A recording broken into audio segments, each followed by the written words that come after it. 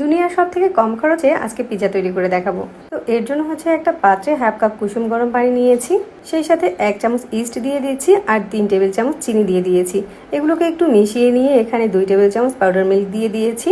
তারপর এখানে আমি 1 কাপ ময়দা নিয়েছি, পরিমাণ মতো লবণ অ্যাড করেছি আর সেই সাথে 2 টেবিল চামচ তেল দিয়ে দিয়েছি। ডোটাকে 1 ঘন্টার জন্য রেস্টে দিয়ে দিচ্ছি। আমি এখানে কিছু সসেস নিয়েছি, সসেসগুলোকে স্লাইস করে কেটে নিব।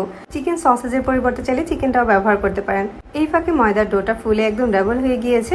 ময়দার ডোটাকে এবার একটা ফ্রাই প্যানে নিয়ে নিয়েছি আর হাত দিয়ে চেপে চেপে এরকম একটা রুটির মতো করে বানিয়ে নিয়েছি। কাঁটা চামচ দিয়ে মাঝখানটাতে একটু দাগ কেটে দিয়েছি, তারপর এখানে টমেটো সস দিয়ে চারপাশটাতে লাগিয়ে নিয়েছি।